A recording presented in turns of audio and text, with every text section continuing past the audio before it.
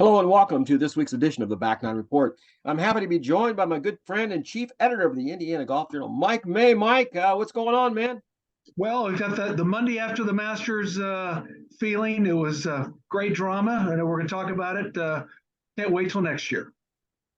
Yeah, speaking of the Indiana Golf Journal, the Michigan Golf Journal was distributed last week, and the April issue of Ohio Golf Journal is now live on the website. We feature junior golf opportunities plus the usual mix of golf news, information, and tips and travel. And Mike, Indiana should be out later this week, so all our listeners or our fans should be watching for those. So, but enough about that. We're here today to talk about the excuse me, talk about the Masters. The first major of 2023, the 87th Masters, is in the books. As we mentioned on last week's Masters preview show, the weather did play an integral part of the event. You guys had it all right about that, with both the second and third rounds needing to be completed on the following morning. Those that had the early tee times in the first two rounds had much better weather than those that teed off early. Those that had the late tee times on Thursday did much better than those guys that were early and late. They hit the bad weather. On Saturday, the second round was completed. The third round began, but that was suspended for the day again after the continuing rain made the greens completely unplayable. Even with the sub air, the water just couldn't get away quick enough there. The horn blew when the leaders Jon Rahm and Brooks Koepka were on the seventh hole. So they had to come out Sunday morning, finish off the last 11 holes. They came out, they were on the green. They had to make a putt or miss a putt. Koepka missed his, Rahm made his. That was really the turning point of the whole thing right there. Rahm went on and really did well. Tiger Woods caught the worst of it. Cold, damp conditions severely affected his play on Saturday morning when both Justin Thomas and Sungjae Im bogeyed at the end of their rounds and moved the cut line to +3. Woods did make his 23rd consecutive cut at Augusta because of that, but the weather and the walking those hills took its toll on Woods. He withdrew before the final two rounds actually began later in the day on Saturday. Mike, I got some questions for you. That's kind of the background a little bit, but so was it more surprising to you that Rory missed the cut or that Brooks Koepka collapsed on Sunday? Oh, without a doubt, it was Rory. Many people had him penciled in as a favorite. They expected to see him late in the day on Sunday, and he never made it to round three. Last year he finished with a 64, making that bunker shot on 18, the 72nd hole. People felt he had good momentum. He's had a strong last 12 months, and for him to just not show up, he's a conundrum, an enigma. It's when he's great, and when he's not, he's far from hot. Yeah, I had him in my pick. I had him as one of my picks in a family pool that we had. I would have blown everybody away in that thing, but Rory just completely dumped me. Well, Jason Day didn't help me either, but Jason played well the first day, but then he just gradually got a little bit worse. But yeah, Rory is a complete surprise. I had him top five for sure, probably winning. I really felt this was a year for him to close out his career Grand Slam. Maybe he's putting too much pressure on himself. I don't know, but it's a complete mystery to me, Mike. Any other thoughts on Rory that you want to share? Yes, I think he felt pressure at the beginning of the second round because he didn't perform well on Thursday when the weather was And great. that's a case on these first rounds. He's just killing himself in these majors. Yeah, he's got to shoot under par. He had to be sub 70. Koepka went 65 or 67, and he shot 72. And I think he realized from that moment he was behind the eight ball and probably began to press and push. And when you do that at Augusta, often the course wins, and you don't. And so, lesson learned. He's still a young man. He's still far younger than when Ben Hogan won his first Masters. So time is still on his side. I think if he just relaxes, of course, easier said than done, he'll do fine. Again, Koepka was healthy, and we'll get into him in a few minutes. But Rory, big surprise. I think that's one of the biggest questions about the whole tournament. Yeah, I agree with you for sure. The second probably biggest one is Tiger Woods making the cut on the number. 23rd consecutive time. Uh, is that you feel that's a bigger deal, him making the cut again, or was Justin Thomas missing the cut at +4 a bigger deal? Bigger deal for Justin because we expected him to maybe be top 10, contend. He was one of the people that I thought could do well. He probably thought he would do well.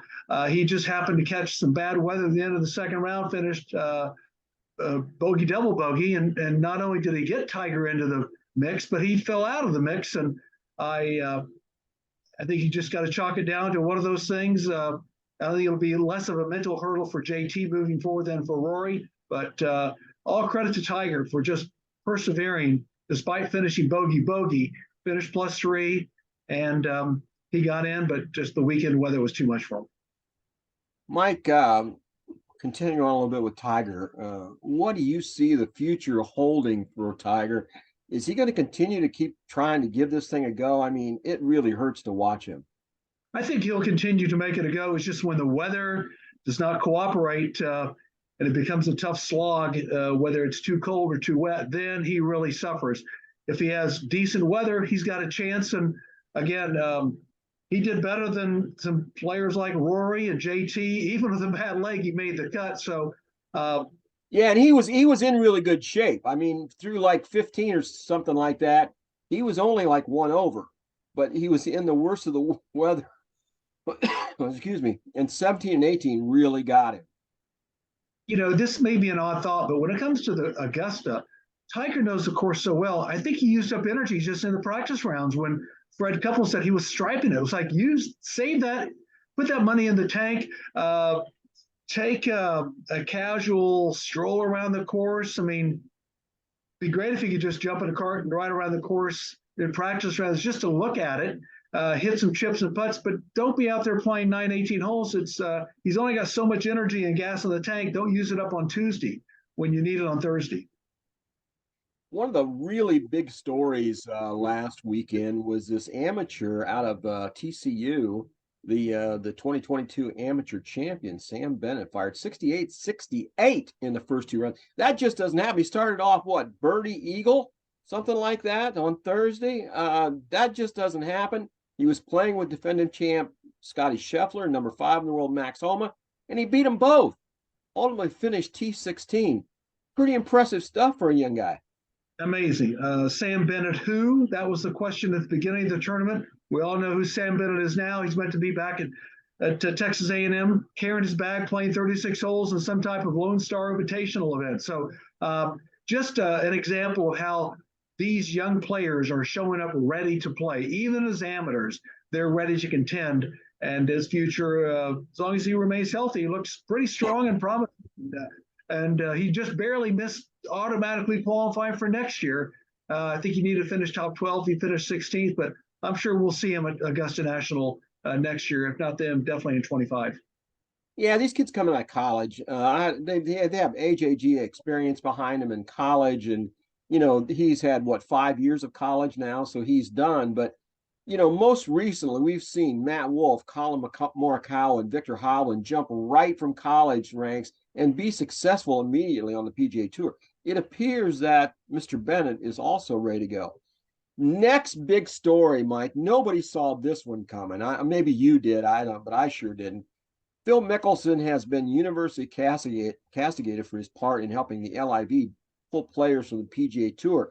He has done absolutely nothing since winning the 2021 PGA Championship, and here he is finishing tied with Koepka at -8 for runner-up, with a very strong 65 on Sunday to move up the board. Phil has said in recent weeks, at least leading up to the tournament, that he's been striking it well, but he just had a few mental errors that have led to 6s and 7s and 8s and big numbers. But I was surprised, and I think this bodes well for the rest of the year. And with his top 5 finish, I wonder if that gets him any kind of automatic qualifying into some other majors. But he's got 5. He's still got 4. Let's see. So he won the 2021 PGA. So he's good till 2026 in all 4 majors.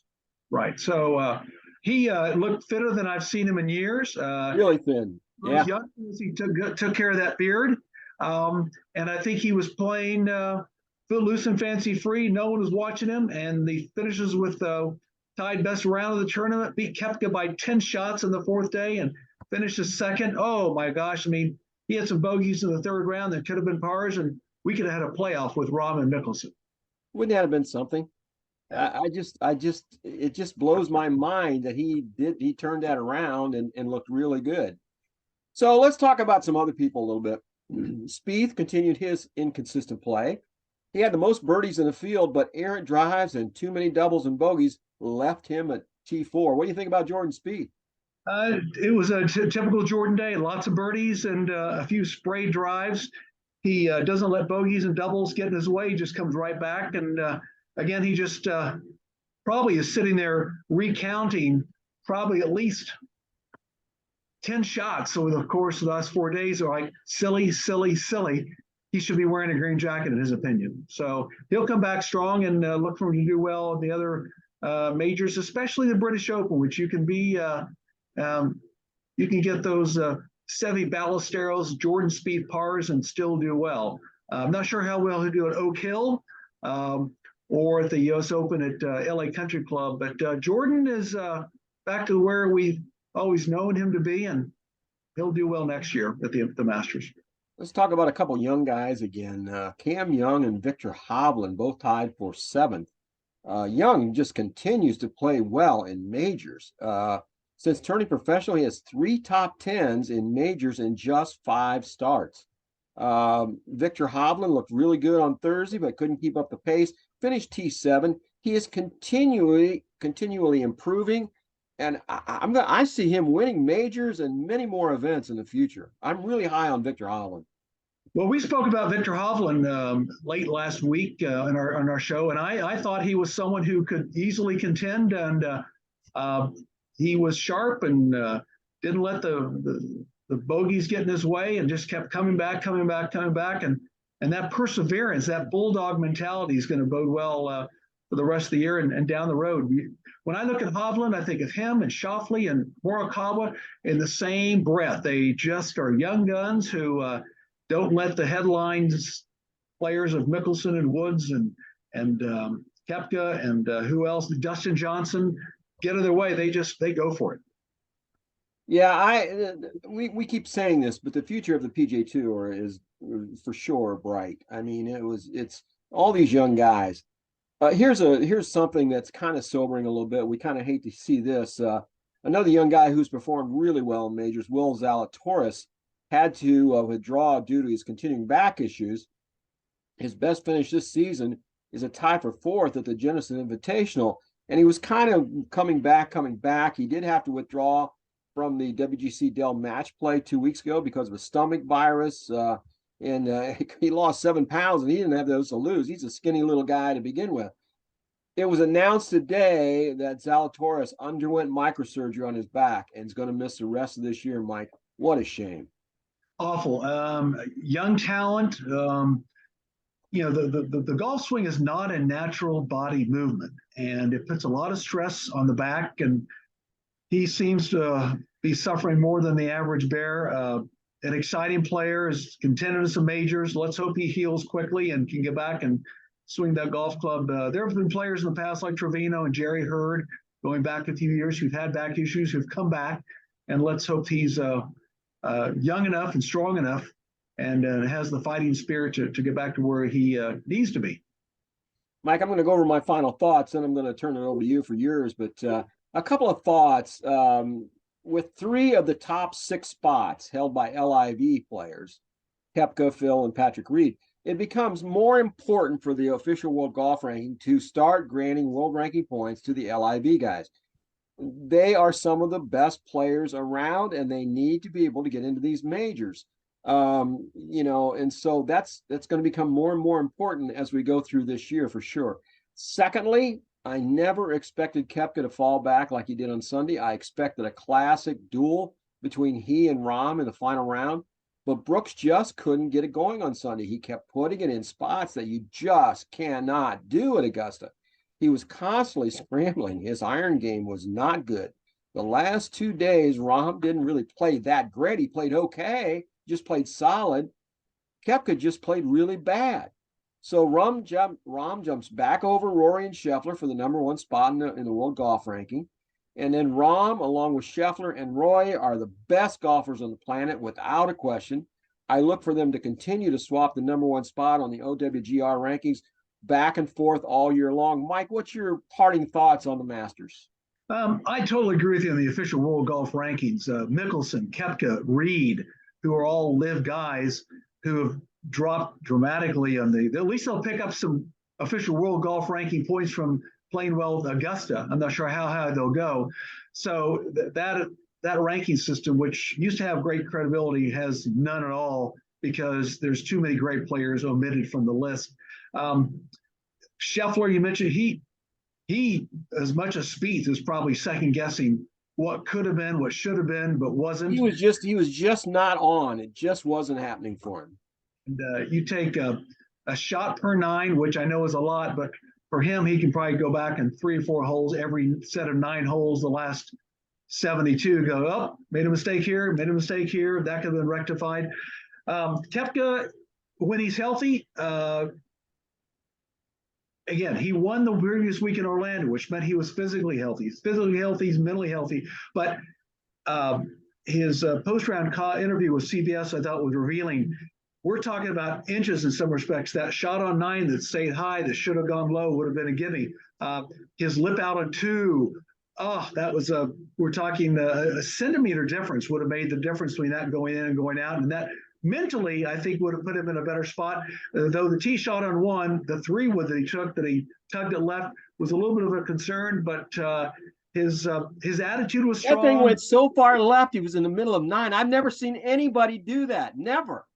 It was so bad that it was good because he was able to actually get on the green, then get a 2-putt, get out of town, dodge with a par, and then move on. But I was surprised that his approach on the second ended up in that bunker. I think he took a 5-iron. Maybe he should have taken. You notice if you go back and look at the round yesterday, the last round on Sunday, almost every one of his iron shots was 10 yards or more left of the target. He was pulling every iron shot. And he missed that sweet spot on 7. The drive on 14, he had a birdie on 13, and he pushed that drive, sort of sliced that drive into the woods on 14, and did get on the green, but didn't get close enough to hole like Rahm did.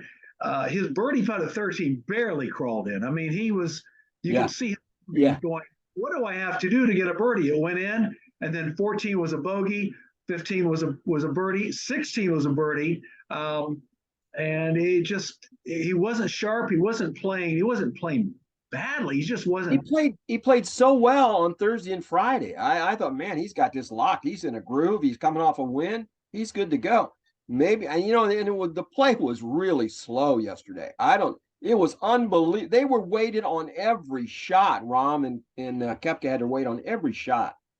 That I think was a big issue because Brooks likes to get into a groove and play fairly quickly. And I think I read today that Jon Rahm went to the bathroom 7 times during the round, and they still were left waiting in the tee. And I think that lack of momentum really caused Koepka to lose that mojo he had the first 2 days. I bet his pace of play for round 1 and 2 was fairly good. Rounds 3 and 4, checkered, slow, interrupted. And not that he would use that as an excuse, but I think that did impact him mentally, physically. But that first tee shot was so bad it was good. He was able to scramble. 2, I was expecting him to have an eagle putt, and he had a birdie putt that looked out, and just little things didn't happen the way they should have. And that's all it takes at Augusta to win between first and second. But he'll be back next year, and look for him to be strong in the majors, especially at Royal Liverpool in July. I think he'll have that motivation to pick that part of the Grand Slam, add that to his victory trophy case. I wondered if maybe he forgot that the PGA Tour plays 72 holes instead of 54. I don't know. He forgot to show up there on Sunday or something. I don't know what the deal was. Hey, Mike, the next major championship is a PGA. It'll be held May 18th through 21st at Oakland Hills up in Rochester, New York. We're going to be looking forward to that. But we got a lot of golf before then to talk about. So, Mike, any parting shots before we get out of here? The Masters has now come to an end. And as I said in my letter from the editor of the Indiana Golf Journal. The golf season now underway. Let's go out and play and lose a few balls, find a few balls, and have fun out there. So let's go play golf and let's re-energize this great industry. I'm all with you on that. I'm taking off here in a few hours for Scotland, so I'm going to go find some Scottish golf balls, Mike. Send me a postcard. Thank you very much, golf fans. Till next time, we'll see you later.